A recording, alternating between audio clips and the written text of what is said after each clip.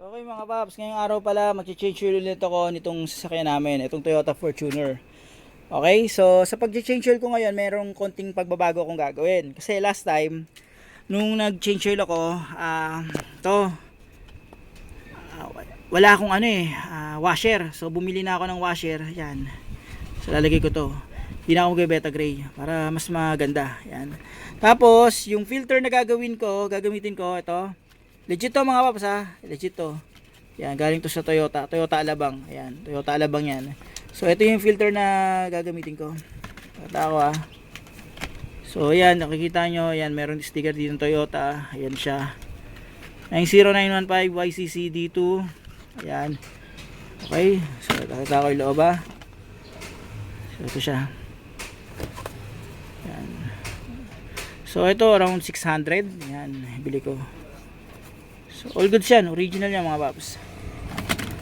Tapos, ito. Kung mapapansin nyo, hindi ako nag-Toyota oil. Ito gagamitin ko. Yung Valvoline Restore and Protect. Etong particular na oil na to. So, bakit ako magbabago ng langis? Napansin nyo, marami akong binili, di ba? Marami. Bakit ako magbabago nito? Pakita ko sa inyo.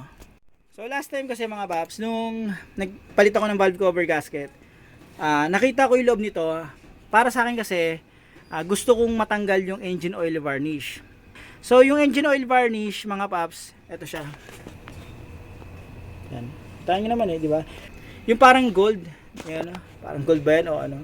Pinakakapit na na kulay, yan. Hindi ko alam kung nakikita nyo. So makikita nyo sa isa kong video, may ganyan siya.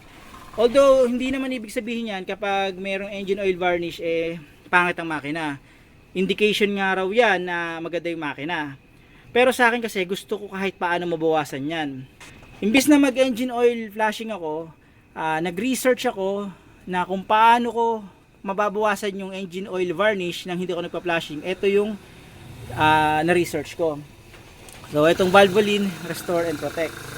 Yung yung engine oil flashing, pwede ko naman gawin pero ito na lang. Tapos nung na-research ko to, eto kasi sabi, nakakatulong din tong makapagpatanggal ng engine oil sludge. Yung konting engine oil sludge, hindi talaga nagtututong. So nakakabawas talaga. So nag-research ako, nag-check ako ng mga forum sa ibang bansa. Effective naman daw to. Yan. Etong particular na na to Valvoline na to, yun. Padaw etong Restore and Protect. Full synthetic yan. Okay? So medyo may kamahalan na ng konti ito sa Toyota pero okay lang. Kasi gusto kong subukan ko talagang maging effective to. So ito siya. Yan. Yan, tingnan nyo. So ito, unti-unti nga talagang nililinis.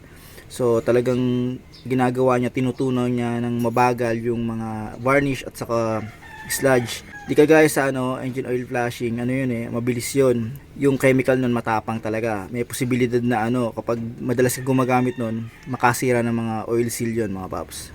Yan. So kung napapansin nyo, marami akong nabili. Yan, marami akong nabiling oil. Yan, 12. So gagawin ko, ang plano ko rito, siguro mga every 8 months, change oil ako, gamit to. Tapos pag natuwa ako, nagkaroon ng improvement, talaga nababawasan. Siguro mga 3 interval, ito gagamitin ko. Tapos kapag tapos ko na yung mga cycle ng change oil ko, tatanggalin ko ulit yung valve cover gasket. Itatry ko ipakita sa inyo kung may improvement niyan. Or makikita nyo naman dito yan Yan, makikita nyo naman kung magkakaroon ng improvement. Yan, okay? So yun ang plano ko rito. So, gagawin ko ngayon dito mga paps, papalitan ko na yung oil filter, tapos mamaya isasalin ko na to. So ayan, higpitan ko na yung drain plug, tapos naayos ko na rin yung oil filter. Ngayon, ito, papalit na ako nito. So ito gagamitin ko. Alin ko na, 5.6 lang yung gagamitin ko rito mga paps, 5.6 liters.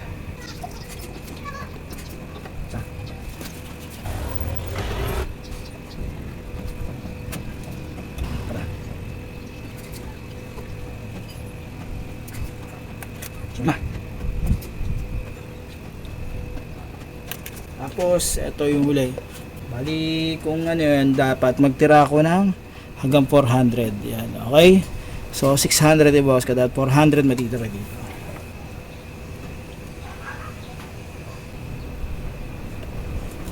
Dahil sa pantay suwatin ko.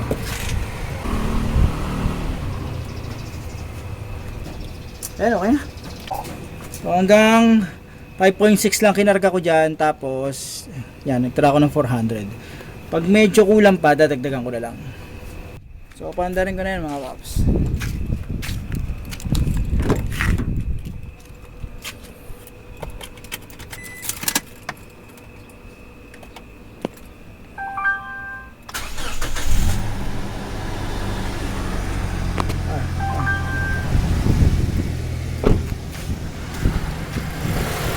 Kulang namang ilang minutes yan mga paps para umipit yung langis. Okay? So ayan mga paps, pinapaandar ko pa yan. So habang pinapaandar yan, pwede ko i-check yung rito kung may leak. Ayan. So far wala naman akong nakikitang leak. Okay? So pwede nyo silipin niya sa drain plug saka sa pinaka oil filter. Pag sablay yung kasi sa oil filter, pag hindi masyadong nahipitan, possible na may leak yun. Pero ang ginawa ko sa oil filter, tinorque ko yun mga paps. Ang torque specs nun, 17 Newton meters. Okay? So yan, wala naman leak. Solid yan. Pinatay ko muna yung makina, tapos magantay ako ng mga 5 minutes, 5 to 10 minutes. I-check ko yung level ng dipstick. Okay?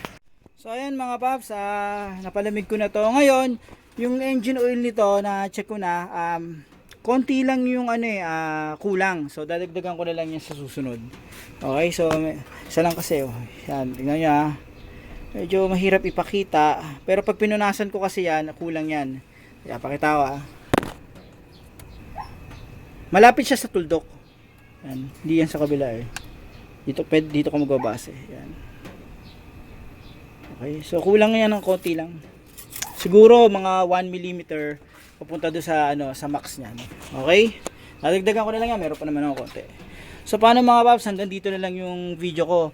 Sana sa susunod panoorin nyo rin yung magiging update ko rito kasi gusto ko malaman talaga kung magiging effective yung gagawin ko rito So dalawang set ng ng change oil, dalawang interval ang plano ko rito. Yan, may isa pang set doon. Yan, gamit ko na yun. Tatry ko ng after 8 months. Depende kasi minsan pag nagtipid ako baka abutin pa to ng ng 1 year. So yun ang gagawin ko. Pag naubos ko na yan, titignan ko kayo kung anong magiging resulta ng ng gagawin ko. Titignan ko kung magkakaroon ng improvement yung engine oil varnish. Okay?